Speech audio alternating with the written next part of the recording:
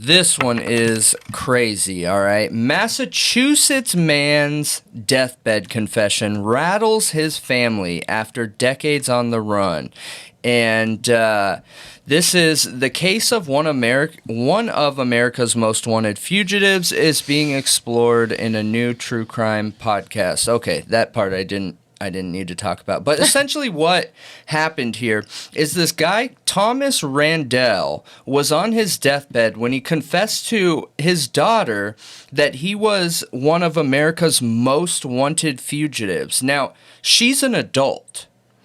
So he had gone her whole life being a normal dad, doing normal dad things, non-criminal things. He has absolutely no history of being a criminal while they were raising. They were just a classic suburban family style type dad. And she says that, you know, it felt like a weird dad joke because he was the king of terrible jokes. All his jokes didn't land, and most of them weren't funny.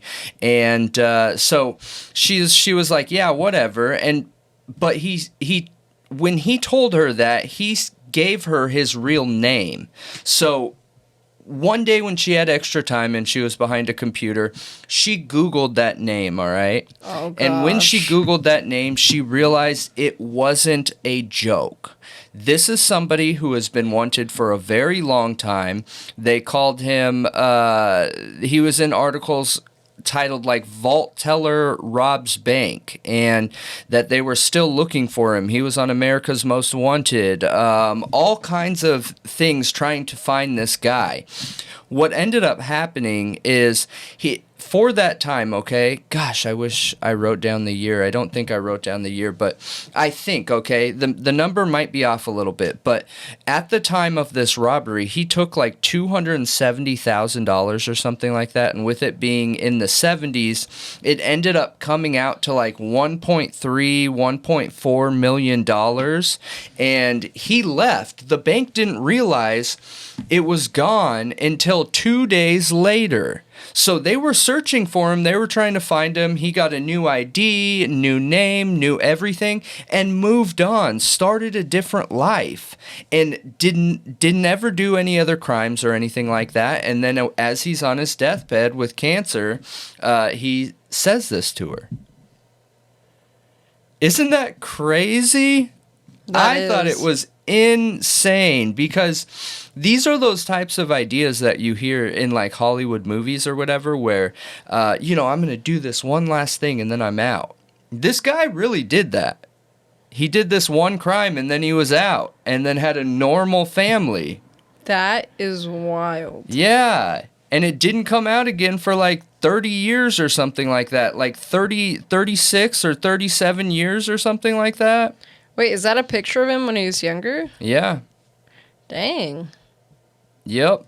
So, and his daughter just goes on to say that she had a wonderful childhood growing up with two parents that were devoted to her and lived a really great family life. And he kept this secret and held true to his new fake name and, just made sure he didn't make any mistakes. She says, looking back now, there were a few different times where now it makes sense, though.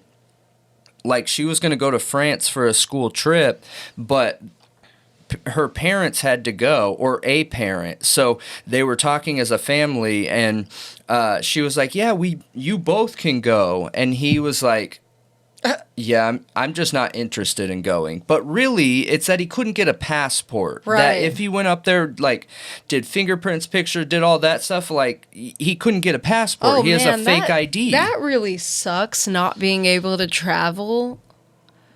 Yeah. And, yeah, like...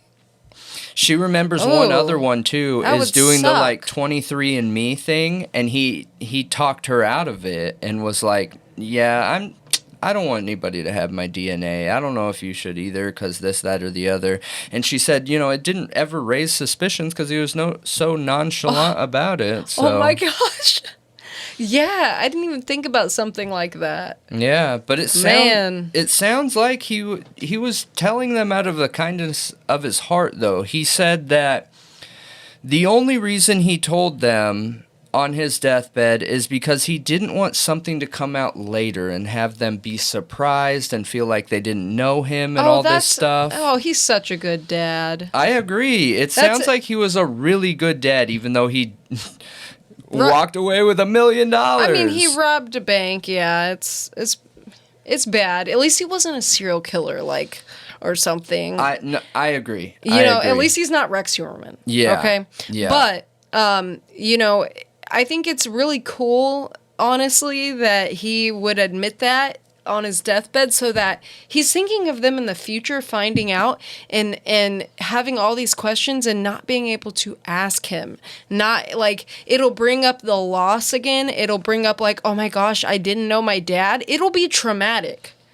And he is helping prevent that, showing how much he loves his family, how much he thinks ahead, and how great of a father he is. I agree. Because I agree. He changed, clearly. And after or he got enough money and invested and stuff like that, so. Thievery's bad, okay? Stealing is bad. Robbing a bank is bad.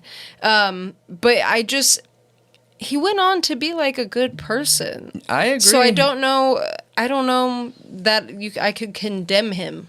I mean, it is what it is. You know what I mean? I'm not going to sit here and judge him. It sounds like he raised a really good daughter. And I have the numbers here. So in 1969, he walked out with a paper bag containing $215,000, which equivalent to more than $1.7 million as of 2021. So, the theft wasn't discovered until a few days later. Not two, a few days later. Wait a minute.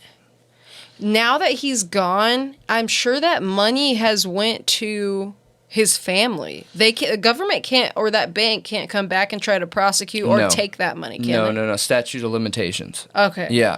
This was in 69. That would suck. That's what, 30, 40 something years ago? There's statute of limitations. Yep.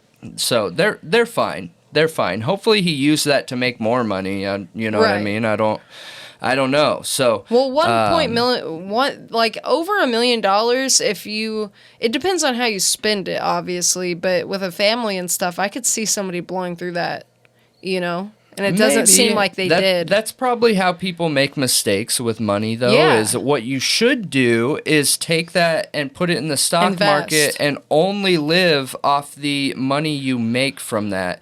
1.7 would give you about $150,000 a year, just sitting in the stock market. So, wow.